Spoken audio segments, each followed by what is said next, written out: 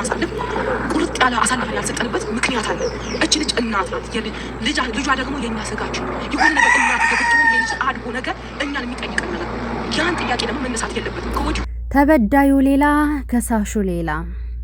ሲጀምር እናንተ እናት ናት ብላችሁ ካሰባችሁ ይህን ሁሉ አታደርጉም ነበር። ሙድ አትይዙም ነበር፣ አትስቁም ነበር፣ በዚህ ልክ አታሳድዷትም ነበረ። ልዑል ስጋችን ነው ነገ ይወቅሰናል ብላችሁ ብታስቡ ኖሮ ብታስተውሉ ኖሮ በዚህ ልክ እናቱን አታስለቅሷትም ነበረ።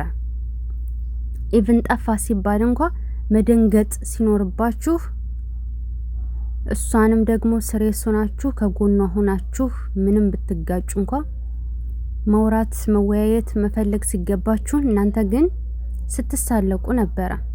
ያ ማለት እናንተ በእጃችሁ አስገብታችሁ ነው ያወራችሁ ያላችሁት እንጂ ሌላ ከናንተ ውጭ ማንም ሊወስደው አይችልም። ምክንያቱም በተደጋጋሚ እናንተ ስለሆናችሁ በልጇ ስታስፈራሩም ወስዳለሁም ስትዝቱም 2-3 ቀን ወስደን በዚህ ልክ እንደዚህ ከተንጨረጨርሽ 2-3 ቀን ወስደን ደግሞ እናሳብድሻለን ስትሉ የነበራችሁት በቪዲዮ ማስረጃ እናንተው ናችሁ። ስለዚህ ማንም ሊጠረጠር አይችልም እዚች ጋር ማለት ነው።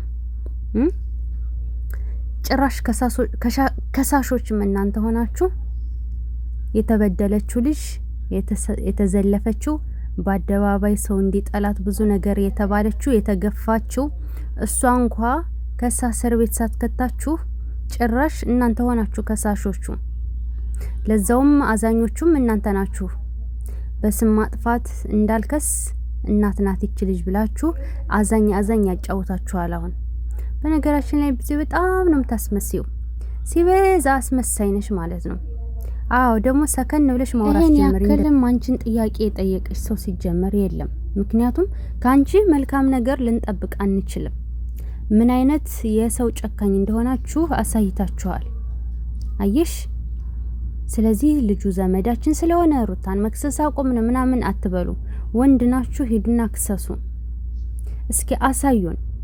ለሷ አዝናችሁ ሳይሆን ስለማትችሉ እናንተ ስታደርጉትና ስትናገሩት የነበረው ነገር እንዳለ እያንዳንዱ መልሶ እናንተኑ ስለሚያስጠይቃችሁ ስለሚያሳስራችሁ ያስፈርቷችሁ እንጂ ለሩታ መቼም ተመልሳችሁ አታውቁም።